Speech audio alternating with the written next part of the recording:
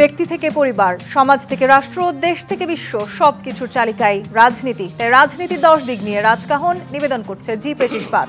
সাথে আছি আমি তাসনুভা তন্নি। রাজনৈতিক সংস্কারের ব্যাপারে একটি গ্রহণযোগ্য দীর্ঘমেয়াদী সমাধান খুঁজে বের করতে আজ বৃহস্পতিবার লিবারেল ডেমোক্রেটিক পার্টি এলডিপির মাধ্যমে আলোচনা শুরু করেছে জাতীয় ঐক্যমত্য কমিশন।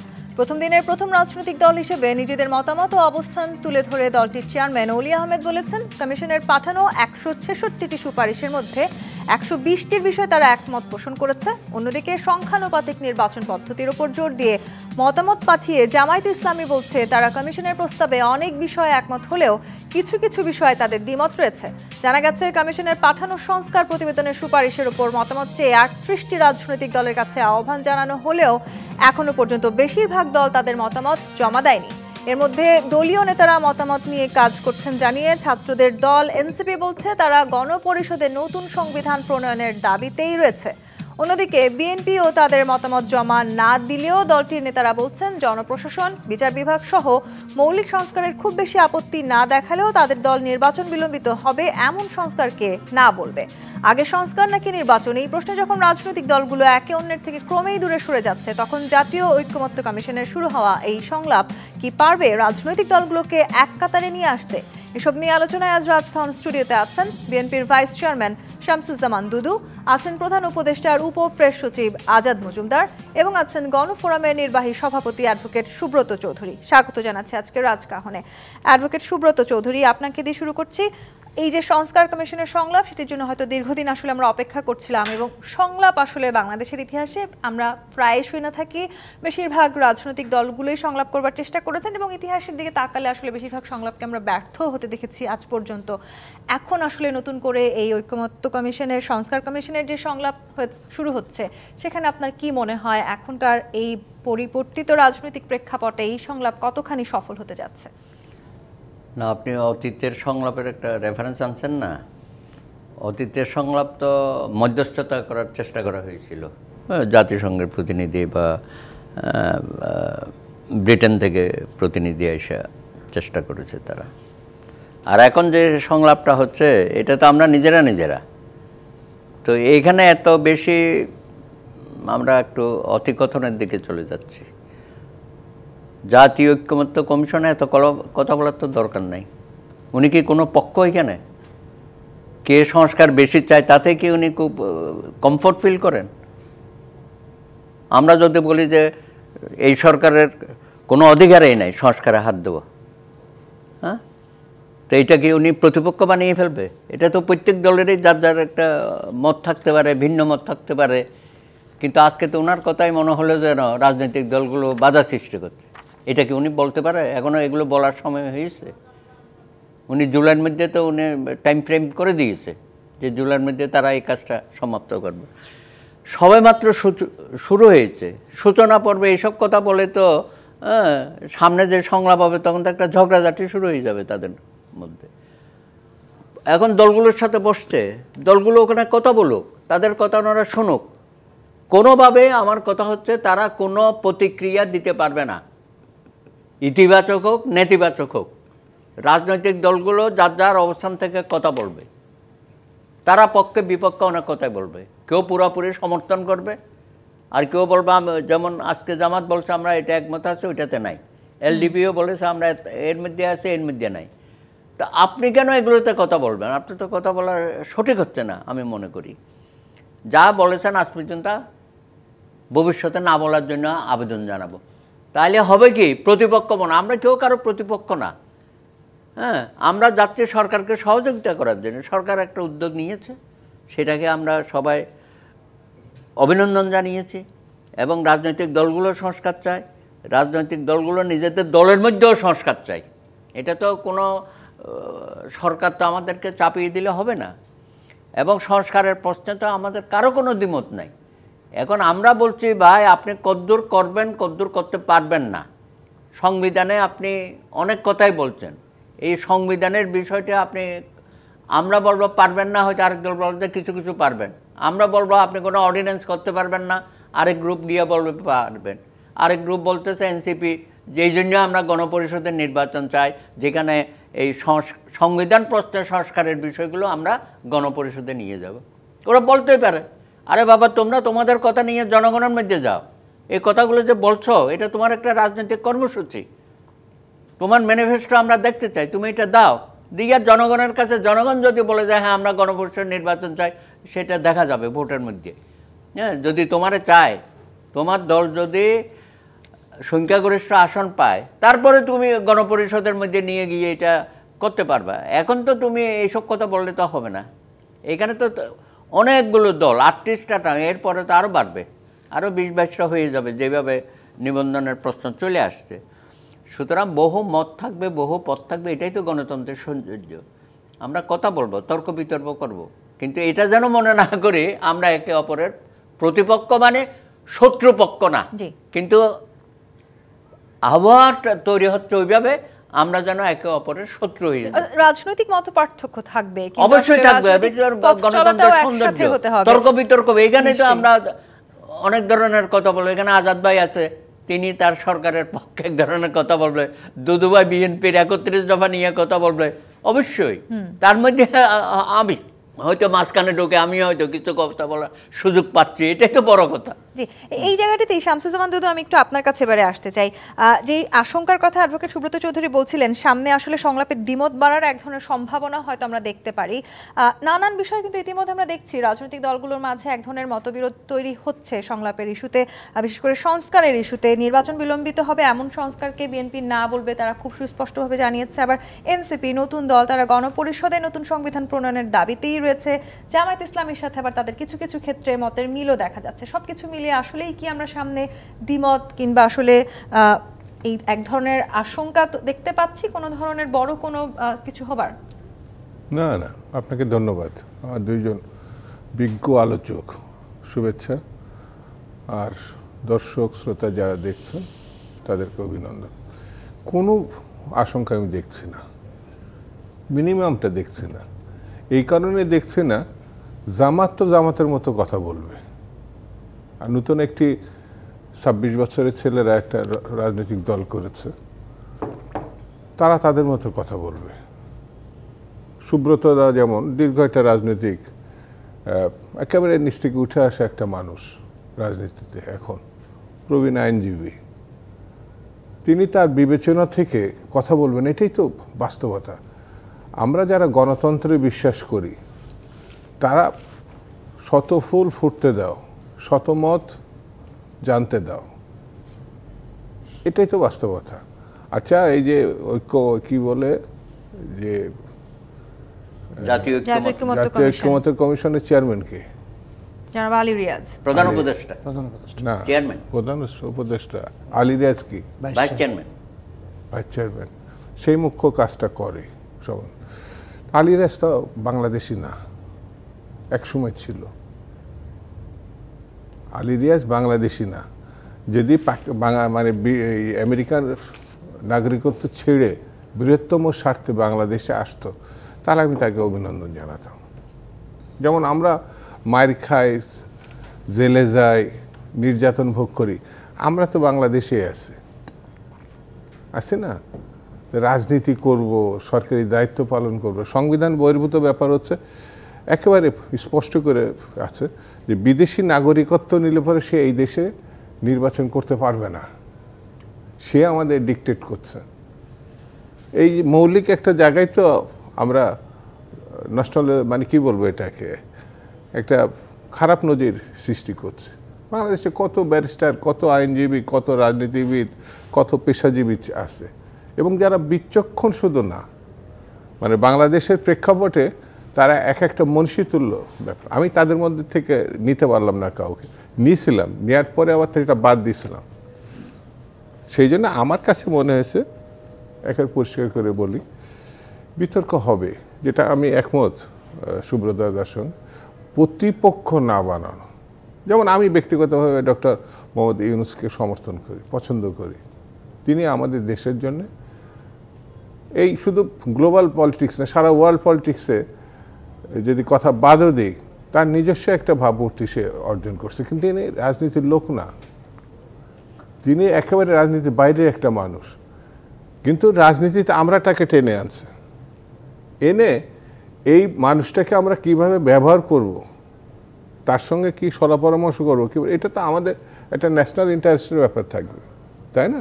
তাকে যদি আমরা বিতর্কিত করে এমন একটা জায়গায় ছেড়ে দিই যে জায়গাটা আমাদের একটা মানুষ ছিল সারা বিশ্বে চিনতো, জানতো, বুঝতো, তো এটা ঠিক হবে না আমার কাছে মনে হয়েছে। তারও আবার এমন কোনো লোক, ওই যেমন একটা আলী রিয়াজ করতো একসময় জাসদ ছাত্রলীগ, আমরা একসঙ্গে ঢাকা বিশ্ববিদ্যালয়ে রাজনীতি করছি। আমাদের হাজার হাজার মানুষ বিদেশে পড়তে যায়, গিয়ে নাগরিকত্ব গ্রহণ করে, কেউ করে না, চলে আসে, একেবারে শান শওকত জীবন ছেড়ে আবার এই দেশে এসে ইউনিভার্সিটিতে জয়েন করে। তো এরা এটা করে নাই, আমি তাকে সমালোচনা করছি না। যে তার দেশের নাগরিকত্বই রক্ষা করতে পারেনি, বিবেচনায় রাখতে পারেনি, সে আমাদের কি পরামর্শ দেবে? তার এই তো বৈঠকে বসাই তো বেআইনি আমার বিবেচনায়। ডক্টর মোহাম্মদ ইউনূস উনি তো আমেরিকান হতে পারতেন একেবারে সেকেন্ডের মধ্যে, উনি যে কোনো বিশ্বের দেশের নাগরিক হতে পারতেন, হননি তো। তিনি এই দেশেই জীবন কাটাচ্ছেন। এই যে শেখ হাসিনা, এর আগের যিনি পতিত সরকার, তাকে এমন কোনো মামলা দেয় নেই এবং সাজাও তো দিয়ে দিয়েছে, উনি দেশ ছেড়ে পালাইছেন। সেই জন্য আমার কাছে মনে হয়েছে যে যত বিতর্ক কম করে, আমার প্রধান লক্ষ্যটা হচ্ছে একটা নির্বাচিত আর মানুষের ভোটাধিকারটা ফিরিয়ে দেওয়া। অর্থাৎ নির্বাচনকে সামনে রেখে আসলে বিতর্ক যতখানি কম করা যায়, কম সংস্কার, আপনার প্রয়োজনীয় সংস্কারগুলো, আমরা সংস্কারের বিপক্ষে কেউ না, কিন্তু সংস্কারকে দীর্ঘায়িত করার বিপক্ষে। আজাদ মজুমদার, ঠিক এখানে আমি একটু আপনার কাছে আসি। জাতীয় ঐকমত্য কমিশন সংস্কারের সুপারিশ নিয়ে রাজনৈতিক দলগুলোর কাছে স্প্রেডশিট পাঠিয়েছে, সেখানে টিক মার্ক দেবার এক ধরনের কথা বলা হয়েছে। সেটি নিয়েও অনেক রকমের আলোচনা সমালোচনা আছে যে টিক মার্ক দিয়ে আসলে সংস্কার কতখানি সম্ভব। যদিও এলডিপি এই 166টি প্রশ্নমালার যে স্প্রেডশিট, তার মধ্যে 120টিতে তারা একমত হয়েছে এবং 42টি প্রস্তাবের সাথে একমত হয়নি, দুটো প্রস্তাবের সাথে আংশিকভাবে একমত হয়েছে। কি মনে করছেন এই স্প্রেডশিটের মধ্য দিয়ে অন্যান্য রাজনৈতিক দলগুলো যখন আসলে এই বিষয়টি জানাবে, তখন কি আপনারা বুঝতে পারবেন, সঠিকভাবে নির্ণয় করা সম্ভব হবে আসলে ঠিক কোন কোন সংস্কার কোন কোন রাজনৈতিক দল চায়? ধন্যবাদ আপনাকে। আমার মনে হয় আমার যে দুজন সহ আলোচক ওনারাও বলেছেন যে আসলে অহেতুক বিতর্ক না করে আমরা এই প্রস্তাবগুলো বা এই প্রক্রিয়াটার মধ্যে যে ইতিবাচক দিক আছে সেগুলো নিয়ে যদি কথা বলি তাহলে আমাদের জন্য সবার জন্য ভালো। এখন আমি দেখছি যে আসলে আমরা নিজেরাই অপ্রয়োজনীয় বিতর্কের জন্ম দিচ্ছি। যেমন আমার বিজ্ঞ আলোচক দুদুভাই উনি আলী রিয়াজ সম্পর্কে অনেকগুলো কথা বললেন, আমি মনে করি যে এগুলো অপ্রয়োজনীয় কথাবার্তা। আলী রিয়াজ একজন বাংলাদেশি, অনেক বাংলাদেশি দ্বৈত নাগরিকত্ব গ্রহণ করেছেন, বিদেশে নাগরিকত্ব গ্রহণ করেছেন। এখন তিনি বাংলাদেশে এসে কোনো অবদান রাখতে পারবেন না, এটা বলাটা সমীচীন না। যদি আপনার একসময় বিশ্বের সুউচ্চ ভবন যিনি নির্মাণ করেছিলেন তিনি তো একজন বাংলাদেশি স্থপতি ছিলেন, তিনি যদি বাংলাদেশে এসে কোনো ভবন নির্মাণ করেন, আপনি কি বলবেন যে উনি আমেরিকাতে একটা ভবন নির্মাণ করেছেন অতএব উনি বাংলাদেশে কোনো ভবন নির্মাণ করতে পারবেন না? আমি মনে করি যে এগুলো হচ্ছে জাস্ট বিতর্ক তৈরি করার জন্য কিছু বিতর্ক তৈরি করা, এগুলোর কোনো প্রয়োজন নেই এই মুহূর্তে আমাদের সবার যেটা প্রয়োজন সেটা হচ্ছে আমাদের সামনে যে একটা নির্বাচন আমরা আশা করছি সেই নির্বাচনটা যাতে সুষ্ঠু এবং সুন্দর হয়। শুধু সামনে না, আমাদের আরও পরবর্তীতে ভবিষ্যতে যে নির্বাচনগুলো হবে সেগুলো যাতে সুন্দরভাবে হয়, সেটা কিভাবে হয় সেটার জন্য সবাই চেষ্টা করা, এবং এটার জন্য সবাই চেষ্টা করছেও।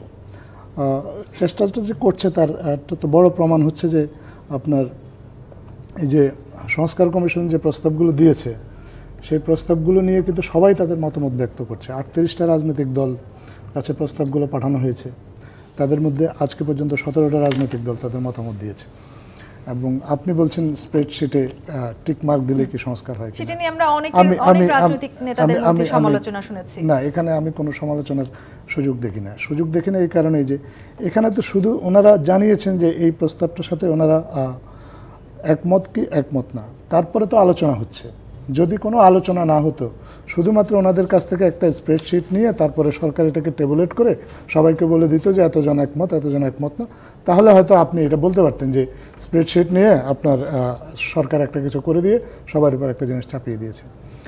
আলোচনাটা তো এই জন্যই হচ্ছে যাতে এগুলো নিয়ে আরও বিস্তারিতভাবে রাজনৈতিক দলগুলোর মতামত জানা যায়, তারা কোন জিনিসগুলোতে পুরোপুরি একমত কিছু কিছু ব্যাপারে যদি তাদের কোনো অবজারভেশন থাকে সেটা জানার জন্যই কিন্তু আলোচনা হচ্ছে। তো যেখানে আলোচনা হচ্ছে তাদের প্রত্যেকটা রাজনৈতিক দলগুলোর সাথে আলাদা আলাদাভাবে বসা হচ্ছে, এবং এক একটা রাজনৈতিক দল, আজকে এলডিপি 8 জন প্রতিনিধি দল নিয়ে গিয়েছেন, বা মোটামুটি বলা যায় যে তাদের পার্টির যারা থিঙ্ক ট্যাঙ্ক সবাই সেখানে উপস্থিত ছিলেন। আমরা আশা করি সামনে যে রাজনৈতিক দলগুলো আসবেন সেখানেও তাদের সব থিঙ্ক ট্যাঙ্করাই থাকবেন, প্রত্যেকটা রাজনৈতিক দলে। ওনারা ওনাদের মতামত সবিস্তারে ব্যাখ্যা করার সুযোগ পাবেন, এবং ওনাদের প্রত্যেকের মতামত নিয়েই কিন্তু তারপরে সংস্কারটা করা হবে। এখন আপনি যেখানে এই প্রক্রিয়াটা আমরা এভাবে দেখছি যে সবার মতামত নিয়ে তারপরে একটা ঐক্যমতে এসে একটা রাজনৈতিকভাবে একটা কিছু করার চেষ্টা করা হচ্ছে। তো সেখানে আমরা অহেতুক নানা ধরনের খুঁত তৈরি করে, যেগুলোর কোনো প্রয়োজন নেই, যেগুলো এই সংস্কারের সাথে আসলে সংস্কার প্রক্রিয়াটাকে কোনোভাবে এফেক্ট করবে না, সেগুলো নিয়ে আমরা আলোচনা করে আমরা মনে করি যে পুরো জিনিসটাকে বিনা প্রয়োজনে প্রশ্নবিদ্ধ করার চেষ্টা করা হচ্ছে, যেটা আসলে আমাদের জাতির জন্য মঙ্গলজনক হবে বলে আমার মনে হয় না। জি, অ্যাডভোকেট সুব্রত চৌধুরী, আপনারাও কি আসলে তাই মনে করছেন যে কথা বলছিলেন আজাদ মজুমদার নানানভাবে রাজনৈতিক দলগুলো বিতর্ক তৈরি করার সৃষ্টি করছে? আমি বলেছি প্রশ্নবিদ্ধ যারা দায়িত্ব পালন করছে, প্রফেসর ইউনূস সাহেবের রিপ্রেজেন্টেটিভ হিসেবে, তারা প্রশ্নবিদ্ধ করছে। কেন তারা প্রশ্নবিদ্ধ করছে আমি এই প্রশ্নের উত্তর নেব আপনার কাছে। একটি বিরতির সময় হয়েছে। জি25 প্রাথমিক রাজকাহন থেকে বিরতি নিয়ে ফিরছি, সাথেই থাকুন। জি25 প্রাথমিক রাজকাহন দেখছেন। অ্যাডভোকেট সুব্রত চৌধুরী, প্রশ্ন রেখে বিরতিতে গিয়েছিলাম কেন আসলে সংস্কারকে প্রশ্নবিদ্ধ করা হচ্ছে, সেই প্রশ্ন আপনি করেছেন। আলী রিয়াজও কিন্তু পাল্টা প্রশ্ন করেছেন, তিনি বলেছেন সংস্কার প্রক্রিয়াকে বিভিন্নভাবে বাধাগ্রস্ত করা হচ্ছে। সবচেয়ে প্রথম যে কমিশন দেবপ্রিয়র নেতৃত্বে, সেই রিপোর্ট দিছে কয় মাস হয়ে গেছে। আর্থিক খাতের যে এত বড় অনিয়ম হলো, সেই শ্বেতপত্র ওনারা দিয়েছে, কেন এটা জাতির সামনে আপনি প্রকাশ করলেন না? এটাকে কেন ধামাচাপা দিচ্ছেন, কেন ফ্রিজে ফেলে দিচ্ছেন, এবং এই ব্যাপারে কি স্টেপ নিচ্ছেন? টাকা পয়সা আনতেছেন কি, কোত্থেকে আনতেছেন, সেগুলো আমরা দেখতে চাই। আপনারা প্রায়োরিটি কি আপনার, সেটাকে এখন জাতিকে ভুলিয়ে রাখতে চান আপনি। এর মধ্যে দেখেন এই যে কমিশনের মধ্যে যারা আছে, 2-1 জন ছাড়া অধিকাংশ অনবরত পাবলিকলি কথা বলতেছেন। কি হয়েছে আপনাদের? আপনাদের কাঁধে যে দায়িত্ব আপনারা নিয়েছেন বা জাতি আপনাকে অ্যাকসেপ্ট করেছে, প্রত্যেক দিন কেন আলী রিয়াজ সাহেবকে কথা বলতে হবে? উনি বিভিন্ন প্ল্যাটফর্মে গিয়ে কথা বলতেছে। উনি যদি কথা বলেই ফেলে, আমাদের সাথে আলোচনা করে কি বেরোবে, রেজাল্টটা কি হবে? তারপরে এই যে নির্বাচন কমিশনের তিনিও দেখে বিভিন্ন প্ল্যাটফর্ম, ওনার নিজস্ব প্ল্যাটফর্ম আছে। আরে ভাই, সেগুলো আপনি কেন গিয়ে ওখানে কথা বলেন? আপনার ওই প্ল্যাটফর্ম লোকজন নাই, তারা থাকুক। আপনারা যাওয়ার অর্থটাই হচ্ছে আপনি তালগোল পাকাচ্ছেন। আপনি একটা জায়গায় বিশাল দায়িত্ব পালন করতেছেন, আর ওখানে গিয়ে আপনি পাবলিকলি অনেক কথাই বলে ফেলতেছেন, এবং সেখানে আবার অন্যান্য নাগরিক সমাজের লোকজনদের নিয়ে আপনারা কতগুলো ওপিনিয়ন সৃষ্টি করার চেষ্টা করতেছেন। এটা তো এক ধরনের রাজনৈতিক দলগুলোর সাথে আপনারা চাপ সৃষ্টি করার, আমি তো মনে করছি, অপপ্রয়াস। আপনাদের এত পাবলিক কথা বলার দরকার নাই। তাহলে আসেন, আপনারাও টক শোতে আসেন, কথা বলেন, রাজনৈতিক দলের নেতারাও থাকুক আপনাদের সাথে। হ্যাঁ, আমি মনে করি এটা ভালো হচ্ছে না। এই কাজটা করতে গিয়ে রাজনৈতিক দলগুলোর সাথে দূরত্ব সৃষ্টি করতে নিজেরাই অহেতুক আপনারা কথা বলবেন। এই অভিযোগ কিন্তু পাল্টা অ্যাডভোকেট সুব্রত চৌধুরী, ওনারা যেহেতু একটা বিশাল দায়িত্ব, মহান দায়িত্ব নিয়েছে। কই পুলিশের যিনি প্রধান দায়িত্বে আছে, উনি তো কথা বলে না। জনপ্রশাসন মোহিত চৌধুরী, উনি কি পাবলিকলি গিয়ে কথা বলতেছে?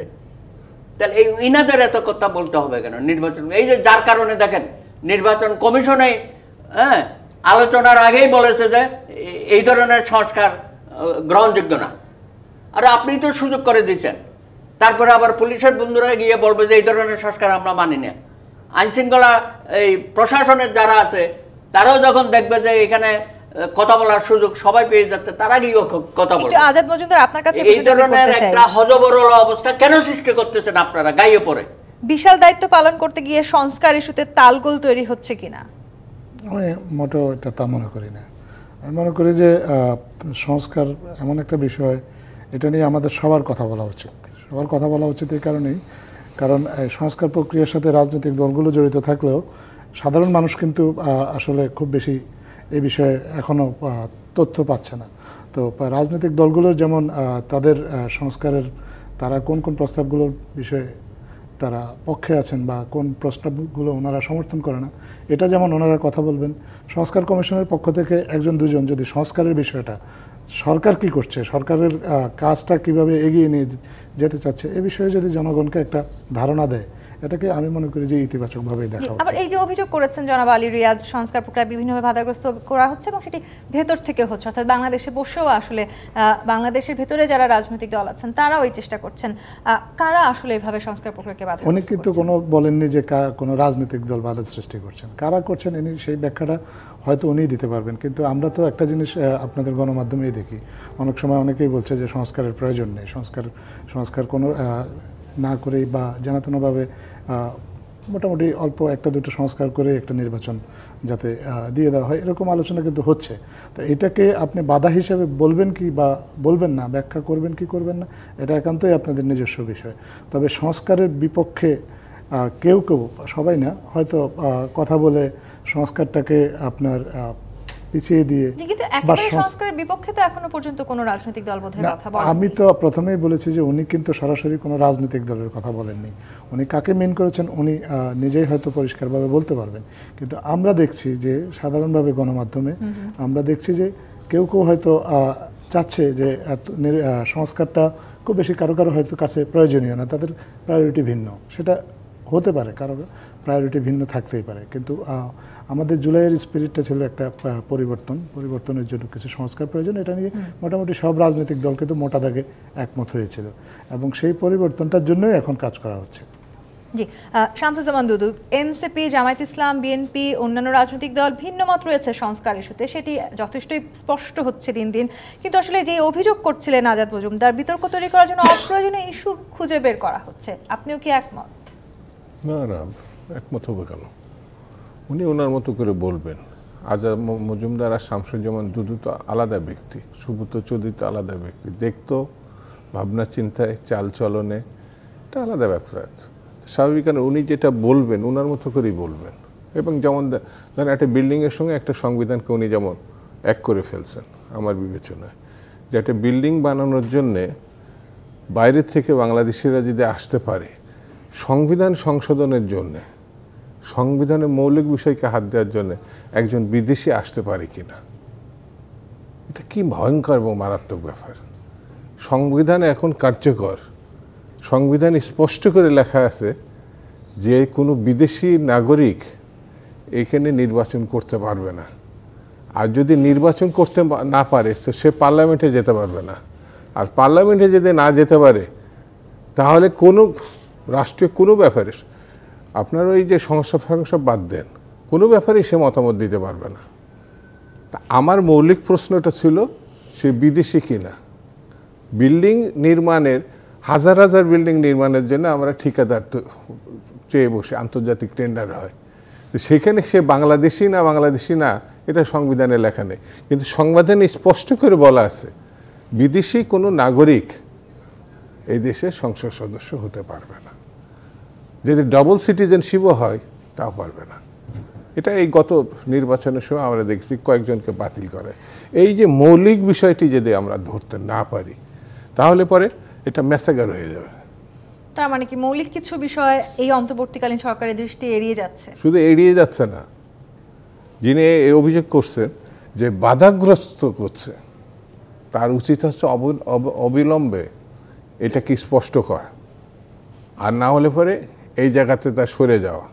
কারণ সে অভিযুক্ত করতে চাচ্ছে রাজনৈতিক দলগুলোকে, সুনির্দিষ্টকরণ করে নাই যে কোন রাজনৈতিক দল এটা করতে চাচ্ছে, কারা করতে চায়। এটি যদি না করে তাহলে পরে বুঝতে হবে যে তার অভিসন্ধিটা আরও ভয়ঙ্কর। সে কোনো না কোনো পক্ষ নিয়েছে, কোনো না কোনো ব্যক্তি, প্রতিষ্ঠান, দলের পারপাস সার্ভ করতে চাচ্ছে। সে মানে এক তো সে এই দেশে মানে রাজনৈতিক বিষয়ে ওটা বিল্ডিং নির্মাণ করতে পারে, ব্রিজ নির্মাণ করতে পারে, অনেক জিনিস নির্মাণ করতে পারে, কিন্তু রাজনীতিক এবং সংবিধান, এবং ভয়ঙ্কর যে সংবিধানের ব্যাপার, কারণ সংবিধান এটা কেন স্থগিত নেই এখন, এটা সাংবিধানিক সরকার। তো সেই সাংবিধানিক সরকারের প্রধান হচ্ছে আমাদের ডক্টর মোহাম্মদ ইউনূস। তো এটা বিপ্লবী কোনো সরকারও না যে বিপ্লবী সরকারের কারণে সংবিধান নাই, সেখানে অনেক কিছু সম্ভব। সেই জন্য আমার কাছে মনে হয় যে বিতর্ক আমরা করব, কিন্তু অভিযোগের তীর আমি কার দিকে দিচ্ছি স্পষ্ট না করা, এবং তার তো নিজের কোনো অধিকারই নাই আমার বিবেচনায় সাংবিধানিকভাবে। তো সেই জায়গাটা আমরা নিজেরা যদি এনে তাকে বসিয়ে তাকে এই বিতর্কের নেতৃত্ব দিতে দিই, তাহলে আগামী দিনগুলোতে খুব ভালো কিছু হবে, এটা আমার কাছে মনে হয় না। ইতিমধ্যে কিন্তু কোনো একটি রাজনৈতিক দলকে সুবিধা দেওয়ার এক ধরনের সমালোচনা, বিতর্ক আমরা শুনতে পাচ্ছি। সেই বিতর্ক আসলে কি সামনে আরো বেশি বাড়বে কিনা, কিংবা এই ঐকমত্য কমিশনের সাথেও তারা নিশ্চয়ই বসবেন, সব রাজনৈতিক দল, নতুন রাজনৈতিক দলগুলোও বসবে। এরপরেও আসলে এই সংলাপের পরবর্তী সময়টাতেও কি আসলে আমরা দেখবো সেই বিতর্ক আরো বাড়ছে, নাকি খানিকটা সফলতার দিকে আমরা এগিয়ে যাব? এই জায়গাটিতে আমি আসবো। আরো একটি বিরতির সময় হয়েছে। জি25 পাথেমেতিত রাজকাহন থেকে আরো একটি বিরতি নিয়ে ফিরছি, সাথেই থাকুন। আমন্ত্রণ আরো একবার জি25 পাথেমেতিত রাজকাহন অ্যাডভোকেট সুব্রত চৌধুরী। কোন একটি রাজনৈতিক দলকে সুবিধা দেওয়ার ইতিমধ্যে আমরা গুঞ্জন শুনতে পাচ্ছি, অন্তর্বর্তী সরকার তাদেরকে বিশেষভাবে হয়তো সুবিধা দিচ্ছেন। আবার সেই এনসিপির নাহিদ ইসলাম বলেছেন নির্বাচন করতেই দল করেছে, তবে এই নির্বাচন হতে হবে গণপরিষদ নির্বাচন, যে এই বিষয়টিতে বেশিরভাগ রাজনৈতিক দলই দ্বিমত পোষণ করছে। পরিষ্কার ভাষায় বরিশালে বলে দিয়েছেন। তারপরে তো এখন রাজনৈতিক নানান রকমের হট্টগোল এগুলো তো দেখতে পাচ্ছি, বৈষম্য বিরোধী ছাত্র বা নতুন ছাত্র সংগঠন করেছে, এগুলো চলতেই থাকবে। একবার যখন শুরু হয় এগুলো থামানো যাবে না, তখন আইনশৃঙ্খলা বাহিনীও নিরুপায় হয়ে যাবে। কারণ এই ছাত্রদের উপর আইনশৃঙ্খলা বাহিনী কি অ্যাকশন যাবে, আবার এটার অন্যরকম রিঅ্যাকশন হতে পারে। বরিশাল দিয়ে শুরু, তারপরে দেখেন এই যে আমাদের সেনা কর্মকর্তারা আজকে একটা রাজনৈতিক দল ঘোষণা করে দিয়েছে। আপনি প্রত্যেকদিন দেখবেন প্রেস ক্লাবের নতুন নতুন রাজনৈতিক সংগঠন শুরু হবে, খুব ভালো এটা। কিন্তু কথা হচ্ছে সরকার কোনো পক্ষপাতিত্ব করবে কিনা। যেমন ইতিমধ্যে যে দুইজন উপদেষ্টা আছে ছাত্র আন্দোলনে যারা ছিল, তাদেরকে পদত্যাগের কথা বলেছে। সুষ্ঠু রাজনীতি নির্বাচন এই সরকার করতে পারবে না যতক্ষণ পর্যন্ত ছাত্র প্রতিনিধিরা বিভিন্ন মন্ত্রণালয়ে বসে আছে এবং মন্ত্রণালয়ে তারা হস্তক্ষেপ করতেছে। ডিসির ওখানে বসে থাকে, ওসির ওখানে বসে থাকে, টিউনো অফিসে বসে থাকে এবং তারা নানান রকমের চাপ দেয় তাদের আবদার পূরণ করার জন্য। এটা কি শুরু হয়েছে? এটা নির্বাচন পর্যন্ত এভাবে গেলে তো কিসের নির্বাচন হবে? তারাই তো নির্বাচন করে ফেলবে। সুতরাং এই নির্বাচন সুষ্ঠু, নিরপেক্ষ, গ্রহণযোগ্য করার জন্য এই সমস্ত প্রতিনিধিদেরকে এইসব মন্ত্রণালয় থেকে ঊর্ধ্ব করতে হবে। নানা রকমের অপকর্ম আপনি সুযোগ দিচ্ছেন তাদেরকে, এই সুযোগটা বন্ধ করেন। অপকর্মের মধ্যে যারা বদনাম হয়ে যাচ্ছে, আমরা চাই না আমাদের এই ছাত্র যুবকরা যে অভ্যুত্থানের মধ্য দিয়ে এত বড় একটা বিজয় এনে দিয়েছে, তারা এত দ্রুততম সময়ে তাদের অধঃপতন হোক, এটা কাম্য না। সুতরাং সরকার এখানে, আমি তো মনে করবো যে সরকার নিজেকে দূরে সরিয়ে রাখে। কিন্তু আবার নির্বাচন ইস্যুতে বা সংস্কার ইস্যুতে দাবিও তো ভিন্ন হচ্ছে, সেটিও তো খুব, সেটা হোক, সেটা তো আমি বলেছি, সেটা দাবি যারা দিতে পারে জনগণের কাছে যাবে, জনগণ কোন দিকে যায় না যায়। তাহলে এই সংলাপটা সফল হবে। সরকার কি করবে? সরকার রাজনৈতিক দলগুলোর সাথে আলোচনা করে একটা সিদ্ধান্ত তো নিতে হবে, তাই, এবং খুব দ্রুততম সময়ে। এখন সিদ্ধান্ত মানে আরো 1 বছর পর উনি দেবে, তারপরে জুন, আগামী বছর জুন পর্যন্ত আমাদেরকে অপেক্ষা করাবে, সেটা হবে না। উনি যখন বলেছে এই ডিসেম্বরে নির্বাচন হবে এবং আইনশৃঙ্খলা বাহিনীকে প্রস্তুত হইতে বলেছে, আমি তো মনে করেছি এটা সাংঘাতিক উনি একটা পজিটিভ কথা বলেছে সারা জাতির উদ্দেশ্যে, এবং এটা আমরা অ্যাকসেপ্ট করেছি। আমরা চাই যে ডিসেম্বরের নির্বাচন দিক, দ্রুততম সময়ে আপনার কাজগুলো সমাপ্ত করেন। আর আপনি কতটুকু করতে পারবেন সেটা তো বুঝতে হবে, আপনার ম্যান্ডেটটা কি। আপনাকে এখানে আমরা বসিয়েছি, এই ধরনের সুযোগ যুগে যুগে আসবে না। সারা এইখানে তো কোনো প্রতিপক্ষ নাই, আমি দোসররা ছাড়া সবাই তো ওনার সাথেই আছে। সুতরাং উনি খুব দ্রুত সময়ে কাজটা করে নির্বাচিত প্রতিনিধির হাতে ক্ষমতা হস্তান্তর করবে, এটাই জাতি আশা করে ওনার কাছ থেকে। এর মধ্যে যতটুকু, আমি যেমন বলেছি কতগুলো বিষয় আছে, আলোচনারও তো দরকার নেই। আপনি আইনশৃঙ্খলা বাহিনীর সংস্কার করে ফেলে না। আজকে সমকালে বেরিয়ে গেছে যে সরকার সিদ্ধান্ত নিয়েছে এইসব বিষয়ে তারা দ্রুততম সময়ে সংস্কার করবে। এই সংস্কারগুলো তো আমরাও চাই, প্রশাসনের সংস্কার, আইনশৃঙ্খলা সরকার, দুদকের সরকার, নির্বাচন কমিশনের আইন, বিচার বিভাগের সংস্কারও তো করতে পারে। এটা কেন বসায় রাখছেন ভাই? এরকম একজন প্রধান বিচারপতি পেয়েছি আমরা। একটু এই উত্তরটাই আমি নিতে চাই যে সংস্কার ইস্যুতে তো আসলে নানান রকম সমালোচনা শুরু হয়েছে। সংলাপ যদি আসলে কোনো না কোনো ভাবে সফল না হয়, যেটি আসলে আমরা প্রত্যাশা করি না, তাহলে নির্বাচনের ভবিষ্যৎ কি হবে? আমরা তো মনে করি যে সংলাপ সফল হবে। আপনি আজকে দেখেছেন যে আজকে রাজনৈতিক দলগুলোর সাথে আলোচনা হয়েছে, 166টা প্রস্তাবের মধ্যে 120টাতে তারা সম্মতি দিয়েছে। তো শুরুটা যদি এত ইতিবাচক হয় তাহলে আপনাদের চিন্তাভাবনাটা তো নেতিবাচক হবে কেন? আমরা এই ধরনের ক্ষেত্রে আমরা সব ধরনের নেতিবাচক চিন্তাভাবনাকে এড়িয়ে আমরা ইতিবাচকভাবে ভাবতে চাই। আমরা চাই সুব্রত দা যেমন একটু আগে বলেছেন যে মাননীয় প্রধান উপদেষ্টা ডিসেম্বরে নির্বাচনের কথা বলেছেন এবং উনি এটাকে ইতিবাচকভাবে দেখেছে। আমরাও পুরো প্রক্রিয়াটাকে ইতিবাচকভাবেই দেখতে চাই। পুরো সংস্কারের যতগুলো প্রস্তাব আছে এর মধ্যে যে কয়টা সম্ভব সেই কটাকে নিয়েই আমরা এগিয়ে যেতে চাই। আমরা মনে করি সবাইকে সাথে নিয়ে যে কটা সম্ভব সেই কটাকে নিয়ে একটা ইতিবাচক দৃষ্টিভঙ্গি থেকে কাজটা এগিয়ে যেতে চাই। সবার মনোভঙ্গি যদি ইতিবাচক থাকে, সবাই যদি সরকারকে সহযোগিতার দৃষ্টিভঙ্গি নিয়ে এগিয়ে আসে, তাহলে যেসব মত পার্থক্য আছে এগুলোকে এড়িয়ে গিয়েও কিন্তু সুন্দর একটা নির্বাচন করা সম্ভব। এটার জন্য সবার আগে প্রয়োজন ইতিবাচক দৃষ্টিভঙ্গিতে দেখা, এবং আজকে যে সংলাপটা শুরু হয়েছে সেটাও খুব সুন্দরভাবে ইতিবাচক একটা প্রক্রিয়ার মধ্য দিয়ে বা একটা আমরা বলবো যে অনেক সুন্দর একটা আলোচনা শুরু হয়েছে। আমরা একটু অপেক্ষা করি সবগুলো রাজনৈতিক দল তাদের মতামত দেখ, তারপরে তাদের সবার মতামত নিয়ে আসলে বিষয়টা কোথায় দাঁড়ায় তার আগে আমরা কনক্লুশন ড্র না করে আমরা মনে করি যে আমাদের একটু ধৈর্য ধরে অপেক্ষা করা উচিত। আবার শামসুজ্জামান দুদু আলী রিয়াজ এটিও বলেছেন যে নাগরিকদের অংশগ্রহণ, চাপ এবং অন্তর্বর্তী ছাড়া কোনোভাবেই সংস্কার প্রক্রিয়াকে এগিয়ে নেওয়া যাবে না। এবং আবার তিনি এটিও বলেছেন যে রাজনৈতিক দলগুলো স্বাধীনতার এত বছরে প্রয়োজনীয় সংস্কার করেনি, তাই সংস্কার না করে আসলে নির্বাচন তো দেওয়া সম্ভব নয়। সে নির্বাচন দেওয়ার কেউ না, নির্বাচন সংবিধান অনুযায়ী হবে। নির্বাচন ডক্টর মোহাম্মদ ইউনূসের প্রত্যাশা, বক্তব্য, যেটা আমাদের সুব্রত দাও বললেন, আমাদের আজাদ সাহেবও বললেন যে আমরা বিশ্বাস করতে চাই ডিসেম্বরের মধ্যে হবে। তো সেখানে ওই নেগেটিভ কথাটা না বলাটাই তার ভালো, কারণ সংবিধান স্পষ্ট করেই 31টি সরকারের শেষ হওয়ার পরে যেভাবেই হোক না কেন 30 দিনে কর্মদিবস 90 দিনের মধ্যে আরেকটি নির্বাচিত সরকার আসবে। সেটি সম্ভব হয়নি, আরও মানে 90 দিন চলে গেছে, যেটা আমরা দেখছি 90 ছাত্র গণঅভ্যুত্থানের পরে, তখন জাস্টিস শাহাবুদ্দিন সাহেব ওই 90 দিনের মধ্যেই করছিলেন। সেহেতু ডক্টর মোহাম্মদ ইউনূস সাহেবের সঙ্গে দ্বিমত করা ডক্টর আলী রিয়াজের ঠিক হয় নাই। তিনি কোন বিবেচনায় বলছেন তিনি ভালো বলতে পারবেন। যে গোলটেবিলে আলোচনা হয়েছে সেই আলোচনায় বক্তাদের মাঝেও আসলে এই ধরনের কথা তারাও বলেছেন, এবং তারা এটিও কিন্তু বলেছেন যে কাঠামোগত সংস্কার এই মুহূর্তে খুবই জরুরি হয়ে পড়েছে, তাই সংস্কারের সাথে আসলে নির্বাচনের কোনো বিরোধ নেই। কাঠামোগত কোনো কিছুই সংস্কার করার কোনো সুযোগ নাই। সংবিধানের প্রস্তাব উত্থাপন করা যেতে পারে, আলোচনা করা যেতে পারে, পরবর্তী সংসদই শুধুমাত্র ওই প্রস্তাব গ্রহণ করবে কি করবে না সেটা ওই সংবিধানের মধ্যে একমাত্র, এটা বাধ্য না।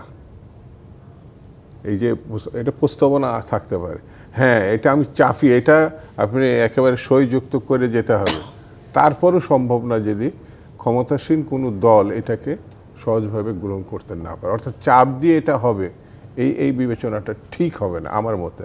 আমার কাছে যেটা মনে হয় ভালোটা সবাই নেবে, যেমন এই সরকারের নিয়ে নানান বিতর্কমূলক কথা থাকলেও এই সরকারের মধ্য দিয়েই একটি মানে সাধারণ নির্বাচন সফলভাবে হবে, এটা কিন্তু কোনো রাজনৈতিক দল এখনো পর্যন্ত দ্বিমত করেনি। আমি ব্যক্তিগতভাবে আমি যে দল করি সেটাও করে নাই, সমালোচনা আছে। সেই জন্যে কাঠামোগত বা অন্যান্য বিষয়গুলো এগুলো আলোচনা হচ্ছে, এগুলো সংস্কার, কেউ সংস্কারের বিরোধিতাও করে নাই, কিন্তু প্রয়োজনীয় সংস্কার করে, অর্থাৎ এমন সংস্কার না যেটা আরও ঝুলে যাবে, আরও দীর্ঘায়িত করবে, তখন সন্দেহ বিশ্বাসগুলো তৈরি হবে আমার বিবেচনায়। যেহেতু সরকার নিশ্চিত করেছে, এমনকি সর্বশেষ ডক্টর মোহাম্মদ ইউনূস, আমরা তো নির্ভর করতে চাই ডক্টর মোহাম্মদ ইউনূসের উপর, তিনি এখনও চালকের আসনে বসে আছেন এবং তার প্রতি এখনও রাজনৈতিক দল এবং মানুষের এখনও আস্থা আছে। অনেক কিছুর প্রতিও মানুষের এখনও আগের আস্থা নেই, কিন্তু ডক্টর মোহাম্মদ ইউনূসের এটা আমার কাছে মনে হয়েছে আস্থাটা আছে। এবং তিনি যখন একেবারে স্পষ্ট করে বলেছেন যে ডিসেম্বরের মধ্যে হবে, এখন আশেপাশে কে কি বললো ওইটা নিয়ে বেশি বাদ প্রতিবাদ করার আমার বিবেচনায় দরকার নাই। জি, এবং এই যে জাতীয় ঐকমত্য কমিশনের যে প্রশ্নমালা রয়েছে 166টি, আজকে এলডিপিকে দিয়ে শুরু হয়েছে, তারা 120টি বিষয়ে একমত হয়েছে, তার মানে বেশিরভাগ বিষয়ে তারা একমত হয়েছে। একটু জানতে চাই, বিএনপি তো কয়েকদিনের মধ্যেই জমা দিতে যাচ্ছে, বিএনপি কি বেশিরভাগ বিষয়ে আসলে একমত হচ্ছে কি না? এর ভিতরে একটা কি দুইটা তিনটা দল যারা অতীত বিবেচনায় নির্বাচনে কার কি অবস্থা জনগণের ভিতরে সেটা আছে, অন্যদের কথা আমি ছোট করছি না, তারা তাদের মতো করে থাকবে, এটা সমস্ত গণতান্ত্রিক দেশে থাকে। এমন একটি ছোট দলেরও অনেক বিচক্ষণ ব্যক্তি থাকে যারা অতীতে একটা সিটও পায় নাই, কিন্তু যারা বেশি সিট পাইছে তার থেকে তাদের বিবেচনা গ্রহণযোগ্য না, এটা আমি বলি না। সংখ্যানুপাতে বিবেচনায় যদি আপনি সিদ্ধান্ত নিতে চান তাহলে পরে এটি সমর্থনের সংকট তৈরি হতে পারে, এটা বিবেচনাটা ঠিক নাও হতে পারে। ঢাকা বিশ্ববিদ্যালয়ের অনেক রাষ্ট্রবিজ্ঞানের এবং পাবলিক অ্যাডমিনিস্ট্রেশন, অর্থনীতি, সমাজবিজ্ঞানের অনেক শিক্ষক আছে যারা এতটাই বেশি জানে যা চিন্তা করা কঠিন হবে, গবেষক, তারা পড়ায় রাষ্ট্রবিজ্ঞানের উপর, কিন্তু তারা কেউ এই দেশে জাতীয় আন্দোলন নেতৃত্ব দেয় নাই। সেজন্য পণ্ডিত ব্যক্তি হলেই আপনি নেতার বা চালকের আসনে বসতে পারবেন এমন নাও হতে পারে। সেহেতু এত পণ্ডিতের জায়গায় যে আমাদের একটা কথা আছে না, অধিক সন্ন্যাসীর গাজন নষ্ট। এই যেমন দেখেন না, একটা দল আমি বলে দিই, সবথেকে প্রবীণ দল ব্রিটিশ ভারতে তৈরি হয়েছে, সে জাতীয় ইতিহাসে সবসময় বিভ্রান্তিতে ভোগে। যেমন পাকিস্তান আন্দোলনে সে সমর্থন করেনি, বাংলাদেশ আন্দোলনে সে সমর্থন করেনি, তার রেজিস্ট্রেশন বাকি মানে না থাকলে পরে সে আবার অন্যের রেজিস্ট্রেশন নিয়ে 19টা পূজায়, আবার একা যখন করতে চাই দুটোর বেশি 3টা আসনে থাকে না। এই দ্বিচারিতার চরিত্র থেকে রাজনৈতিক দলগুলো না না, দ্বিচারিত্র তো না, সবার মতামতকে আমি গুরুত্বহীন বলছি না, কিন্তু বাস্তবতা যেটা সেটা আপনাকে অ্যাকসেপ্ট করতে হবে। আমরা সেই প্রত্যাশা রাখতে চাই। শামসুজ্জামান দুদু, আজাদ মজুমদার, অ্যাডভোকেট সুব্রত চৌধুরী, অসংখ্য ধন্যবাদ আজকে রাজকাহনের সময় দেওয়ার জন্য। দর্শক, আজকের মতো বিদায় নিচ্ছি জি25 পাত নিবেদিত রাজকাহন থেকে। ফিরবো আগামী রোববার একই সময়ে। ডিবিসির সঙ্গেই থাকুন।